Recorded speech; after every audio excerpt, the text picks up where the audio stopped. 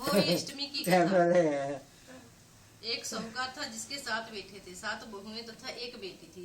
दिवाली से पहले कार्तिक बदी अष्टमी को 7 बहुएं अपनी इकलौती ननद के साथ जंगल में खदान में मिट्टी खोद रही थी।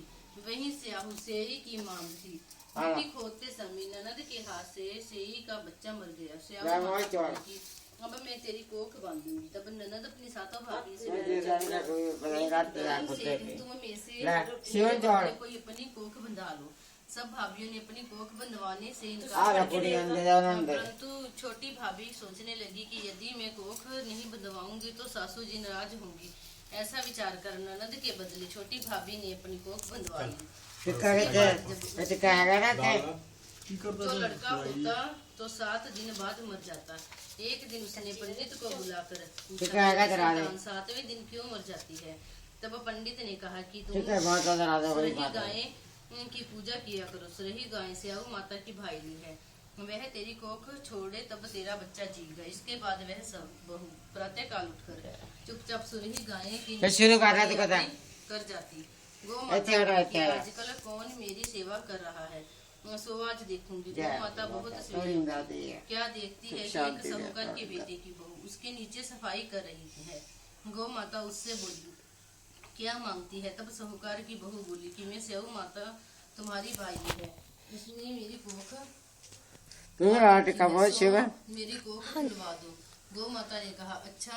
तब गौ माता समुद्र पार अपनी भाईली के पास उनको लेकर चली। रास्ते में कड़ी धूप थी, सो वे दोनों एक पेड़ के नीचे बैठ गई। थोड़ी देर में एक सांप आया और उसी पेड़ पर गरुड़ पंखनी का पक्षी का बच्चा था, उसको डसने लगा। तब साहूकार की बहू ने सांप मार कर ढाल के नीचे दबा दिया और बच्चों को बचा लिया। थोड़ी देर में गरुड़ पंखनी आई तो वहां खून पड़ा देखकर साहूकार की बहू के चोंच मारने लगी।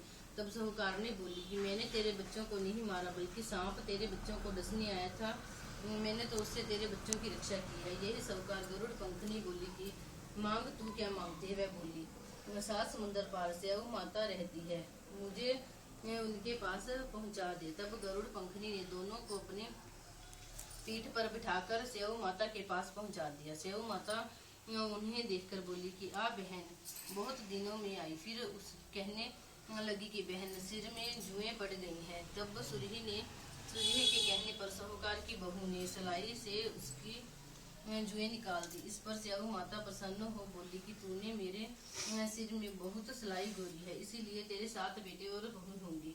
वे बोली कि मेरे तो एक भी बेटा नहीं है, 7 बेटे कहाँ से होंगे। स्याहू माता बोले क्यों, क्या बात है। तब वह बोली मुझे वचन दे तो बताऊं। स्याहू माता बोली वचन दिया, वचन से फिर तो धोबी के कुंड पर कंकरी हूँ। तब साहूकार की बहू बोली मेरी कोख तो तुम्हारे पास बंद पड़ी है। यह सुन स्याहू माता बोली कि तूने मुझे बहुत ठग लिया। मैं तेरी कोख खोलती तो नहीं, परंतु अब खोलनी पड़ेगी। जा तेरे घर तुझे 7 बेटे 7 बहुएं मिलेगी, तो जाकर उजमन करियो, 7 होई बनाकर 7 कढ़ाई करियो। वह लौट कर घर आई तो वहां देखा 7 बेटे 7 बहुएं बैठे हैं। वह खुश हो गई। उसने 7 अहोई बनाई, 7 उजमन किए तथा कढ़ाई की। दिवाली के दिन जिठानियां आपस में कहने लगी कि जल्दी जल्दी धोक पूज कर लो, कहीं छोटी बच्चों को याद करके रोने ना लगे। थोड़ी देर में उन्होंने अपने बच्चों से कहा अपनी चाची के घर जाकर देखाओ कि आज वह अभी तक रोई क्यों नहीं। बच्चों ने जाकर कहा कि चाची तो कुछ मान रही है, खूब उजमन हो रहा है। ये सुनते ही जेठानियां दौड़ी दौड़ी घर आई और जाकर कहने लगी कि तूने कोख कैसे छुड़ाई। वह बोली तुमने तो कोख बंधाई ही नहीं, सो मैंने कोख बंधा ली थी। अब स्याहू माता ने कृपा करके मेरी कोख खोल दी है। स्याहू माता ने इस प्रकार साहूकार की कोख खोली, उसी प्रकार हमारी खोलियो। कहने वाले तथा कोई माता ही जय।